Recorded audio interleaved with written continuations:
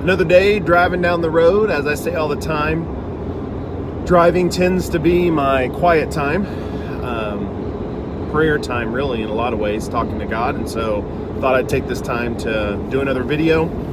In our Fishers of Men series, we are on video number 6, and that is the book of Joshua. And I'm a little excited about today's video because I think it really pertains to today's world and how we live today. I hope these videos are helping you just to get into the Bible a little bit, nothing too deep. And if there's something that I say or talk about that you have questions about, make sure to look it up. Google it, do whatever you need to do and find some answers.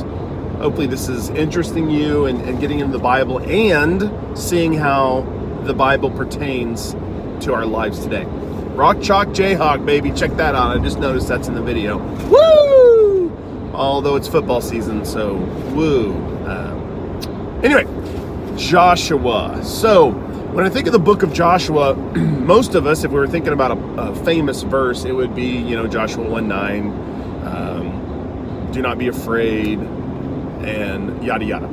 But I found a different one that I want to talk about today.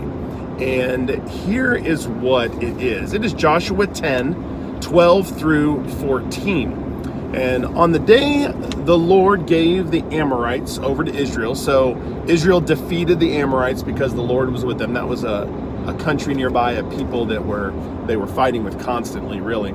Joshua said to the Lord in the presence of Israel, so in front of the leaders of the country, he said this to the Lord. He said, "Sun, stand still over Gibeon, and you, moon, over the valley of Ajalon." So the sun stood still and the moon stopped till the nation avenged itself on its enemies. So the sun stood still, and it goes on to say, the sun stopped in the middle of the sky and delayed going down about a full day. And so we see Joshua on behalf of Israel pray for the sun to stand still in celebration as part of this victory over the Amorites. Now, here's the deal about that. That is definitely not usual. And those who think the Bible's a bunch of hoo-ha say that that's impossible. Obviously, the Bible is a bunch of old fables. We know now that won't happen, and blah, blah, blah, blah, blah. But here's what I have to say to you, and I struggle with this sometimes. Miracles. What do miracles look like in our lives? And that's why I think this pertains to us today. This is, our world wants to tell us that miracles don't exist, that everything's scientific, there is no God, there's nothing beyond what we can see, taste, smell, measure. But we read in the Bible that miracles do exist. It goes one step further. There are two types of miracles, I would say. One is supernatural, which means God does something that is beyond nature.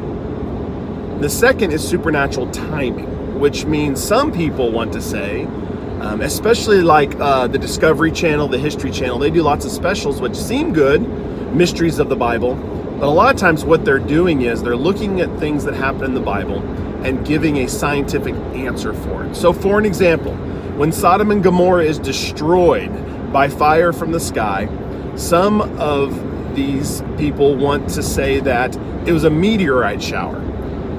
They still say it's a miracle by God, I guess. It's more of supernatural timing. So God knew there was going to be a meteor shower. It happened, and therefore he used it to teach a lesson in the Bible. Sometimes maybe I have those feelings. Sometimes I'm like, can God really do things beyond this world? I mean, if somebody's healed of cancer or some other thing, I hear stories all the time. The doctor went in, found a blockage in an artery, set up the surgery. Surgeons go in, and all of a sudden there's a miracle, and the blockage is gone, or the cancer is gone, or the growth's gone, and they can't explain it. And in fact, if you read and find out more, interestingly enough, there's not a lot of atheist doctors, because they see lots of weird stuff, unexplainable stuff all the time. But when something happens as far as a miracle, sometimes we want to give credit to science. And the Bible's like that too. Sometimes the parting of the Red Sea, some people want to say the wind blew and there were rocks and they could walk over. And some people want to explain it that way. Other explanations of miracles in the Bible, other explanations of miracle in life. It's a coincidence. Some people will say that. This video is going to go a little long. We're at 5:20 already. But here's what I have to say to that. And here's what I have to say to what was in Joshua. That was a miracle by God. Some people want to say it was an eclipse and they didn't understand the eclipse back then, so that's how they described it, and blah, blah, blah, blah, blah, blah. But here's what I have to say. If you believe in the Bible, then one of the key aspects of the Bible, as a Christian, you have to believe, I don't see how you couldn't, is the resurrection of Jesus Christ, that he died on the cross and God rose him from the dead. I think you have to believe in that to be a Christian. So you're telling me we doubt miracles, that God can somehow in this world do things supernaturally, but we'll believe Jesus rose from the dead? So the same God that rose Jesus from the dead doesn't have the power over cancer, doesn't have the power over the sun and the moon? It's just foolishness. And my faith, I think, is that way too. Even when I pray for somebody who's dying of cancer or hurting or this and that, I'm like, God, be with the doctors and the medicine, instead of praying for healing, praying for miracles. Miracles happen. And if we believe a God can raise, I'm preaching it driving down the highway. If we believe a God can raise Jesus from the dead and all the miracles that happen in the Bible, why do we doubt that he can do those miracles today? So I want you to look for miracles in your life, to be confident in what we read in the Bible. As we continue in the 66 books, we're going to see all kinds of stuff that God does. And this is one of them. He made, because of the prayers of Joshua, the sun stand still and the moon to appear as well. Let's not doubt. Let's not doubt the miracles. Let's not try to explain everything we see, the great things we see in life. Let's not explain them by science and coincidence. There are no coincidences.